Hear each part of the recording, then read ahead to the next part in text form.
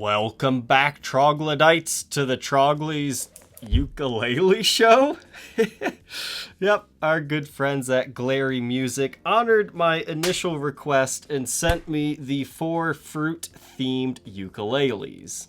Technically, it's 3 fruits and a Hawaiian girl, but I just thought this would be a fun little review. I mean, it's nothing serious. I've definitely never had a ukulele on the show, never really owned one of these or played one prior to getting them, but let's learn a little bit more about the Glarry Ukes. These are the UC101 soprano ukulele that is on the Glarry Music website. There is a link in the description if you'd like to check them out, but they come in a watermelon, kiwi, pineapple, and Hawaiian girl finish. These are $23.99 on their website. They're also offered for sale on places like eBay, anywhere from as low as $15 to $18. So these are relatively bottom of the barrel beginner ukuleles, but they just have such a cool fruity flavor to them. They're just weird and goofy, and that's why I wanted these things. They are completely made out of basswood, so basswood top, sides, back, neck, hey, even apparently the fretboard is made out of it. They utilize a plastic nut with plastic tuning keys. If you're not familiar with ukuleles, there's actually 4 different types. These, as I mentioned earlier, are a soprano version. A soprano ukulele is what is used mainly for like traditional Hawaiian type music. It's kind of got that plinky sound to it that a lot of people know and love. They are the smallest members of the family, usually ranging between 16 to 20 inches. The next step up is the concert ukulele, which generally measures about 23 inches. And then you move up to the tenor, which is 26. So as the instruments get larger, so do the bodies as well as the fret spacing. So if you're a tall guy or you have long fingers, it might be crammed to play on a soprano ukulele, so you might consider going for a tenor because that is the most popular ukulele option. It also sounds a little bit more guitar-like at that point. The first 3 types are tuned from G, C, E, and A. But when you make the final step to the 4th form, the true baritone ukulele, for Buckethead or something, those are 30-inch instruments and they are tuned D, G, B, E tuning. Hey, does that sound familiar? Yes, it's just like playing the top 4 strings of a guitar. Unfortunately, Glarry does not sell any baritones. They do have concert and tenors, but all 4 of these are sopranos, so that's the only one I have any experience with. So for around 20 bucks, how is the quality on these things? Let's take a look at them. In my opinion, the watermelon was the best made one. The tuners are just about garbage on all of these. When I first received these instruments, I thought they were just broken. I could not get them up to pitch. I would just keep turning and turning and turning, and the note would just not change pitch at all. So at that point, I was just ready to give up on all these things, but then I had a great idea. This is the Ernie Ball Power Peg Pro. Shout out to Ernie Ball. I lost the charger for this thing recently. I sent them an email asking if I could buy a replacement charger because I couldn't find one anywhere. They just sent me one free of charge. That was cool. But this is what I used in order to make these things get up to pitch. It takes a while. I'll demonstrate it here.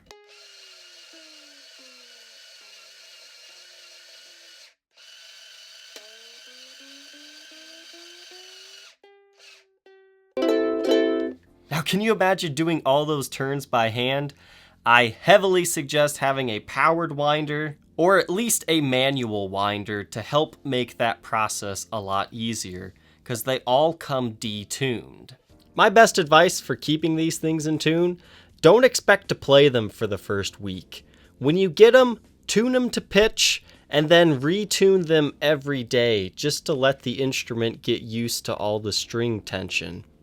I found after that, they stay in tune a lot better. I mean, you still have to tweak them, here and there as you're playing, but they do become playable instruments, trust me. So once you get it up to pitch, now you can actually start playing it and notice the quality. The fretboard, it looks very dry And this is the same way that the Strat looked too. Now on that Strat, I took the time to steel wool it down, make it nice and smooth, and also oil the fretboard. I will be doing that for all of these instruments, but I thought we would take a look at them, how you will get them out of the box first. Now really take a look at the quality of this one. The fretwork is really nice. You don't have any sprouting fret edges. You've got a nice taper to the frets. I mean, besides the fretboard looking dry, that's about the only thing that's off on this. As far as the fruit graphic, it's exactly that. It's just a graphic that they lay on. You can see they didn't do the best job here. They've got some tears in this overlay and a little bit of bunching up under the fretboard, but I mean, from far away, you're not really gonna notice that. Back of the headstock, for whatever reason, the watermelon one is built different from all the other ones. Notice how there really isn't a volute here, and it's kind of wide. That's gonna be different on every single other one of these. They have a nut width of 1 7/16 inches. That's true for all of them except for the pink. So the rest of the ukulele, not much going on here. But you've got this beautiful green finish, and I really do think the watermelon one is the best looking as well as the best crafted version. So I would highly suggest this one. The Kiwi, it's got the same thing kind of going on. It must be difficult to lay these graphics over it because it's always a little bit sloppy around the neck joint. Once again, you have the dry looking fretboard. I kind of like it on the Kiwi because, you know, Kiwis are kind of fuzzy on the outside anyways, and it reminds me of that. But look at this headstock. You see how it's completely different? This one actually has a fairly pronounced volute to it. And I think it just comes down to the randomness in how they sand the necks. And now for the pineapple. Based on my experience with this one, I think this thing slipped through quality control because this thing is just awful. First off, you can see the saddle is shifted to the side. Not a big deal, you just need to hammer it back over so it sits in the center. But the fretting work on this one it's just atrocious. You can see you've got a lot of glue or something built up on the fretboard. And see the frets? You did not see those sprouting on the other ones. You can really feel these on both sides of the neck. So those did not get filed down properly. You could blame humidity, but the other ones were just fine and they were in very similar situations. But here's what shows me that somebody knew there was issues. Look at the edges of the frets on here. See how flattened they are? It's like somebody took their filing edge to get those smoother, but instead they just kind of chewed up the frets on both sides of the neck. On the Kiwi, you can kind of see that a little bit, but it's not as pronounced. But on the watermelon, it's just right on the edge the way it's supposed to be. This one also has that smaller headstock with a small volute.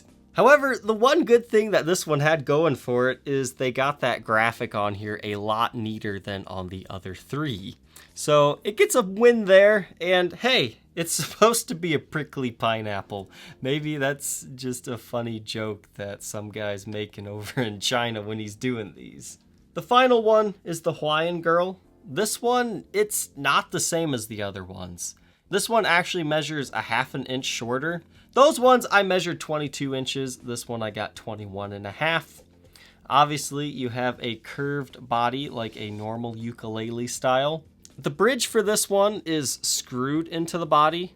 I'm guessing it's because they had to paint these things pink, and then once they've painted it, it will no longer stick to the top right, so that's why they do that. That's just a guess. And they paint the fretboard pink. Now, as you can see here, the frets are definitely on the fretboard before they paint it, so you kind of get paint all over the frets. I think if you took some steel wool, you could make this look a lot neater, but at least you don't have any sprouting fret edges, and the paint almost looks like you have fret edge binding, which is kind of cool. Besides this one being smaller, the nut width was also smaller at 1 5/16.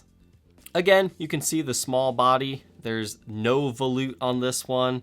It's kind of dirty and it looks unevenly sanded on the neck. I mean, you don't feel it, but it's definitely visible underneath the finish. Something else is you can see all these cracks around the neck joint. Those aren't actually cracks. That's just the finish being too thick and it's kind of splitting because of that. So that's something to know.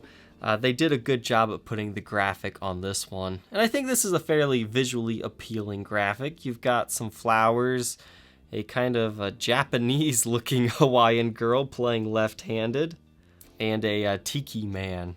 Another quality control issue on this pink one is there's a chip of wood missing by this top tuner. So they don't have the highest standards for these little things. And in case you want to get one of these and you want to plug it into your computer to do some recording, or if you want to plug them into your amp to see if they'll djent,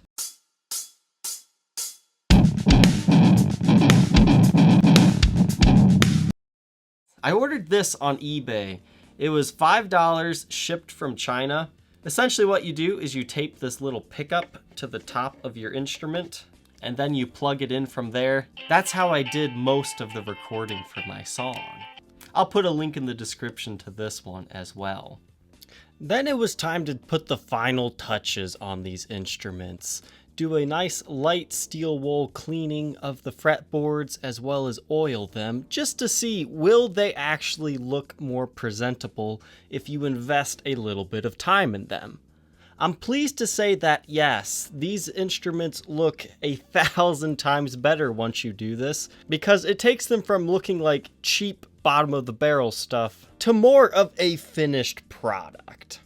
So in order to do this, you just take quadruple 0 grade steel wool. You can clean the frets and fretboard with that. You can check out this other video I did that shows you how to do it with a guitar. But after you clean it, then you use an instrument grade lemon oil. Some people use other types of things, but this is what I use. It's $5 shipped to your door from Chicago Music Exchange. The glue stains did not come off of the pineapple one, but they are less apparent now.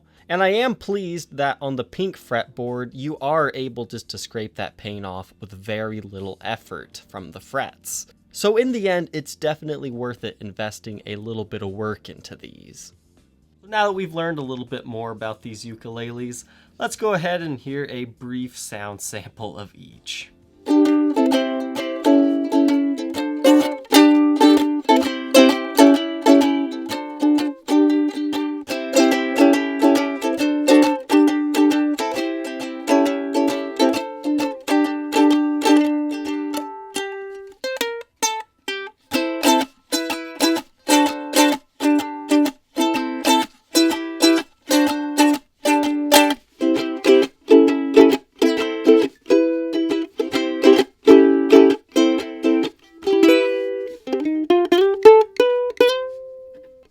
Here's my full song again without vocals. Let's make a little contest out of this. I'm not the best singer in the world, but I'm sure there are people in my audience that could do this song a lot more justice.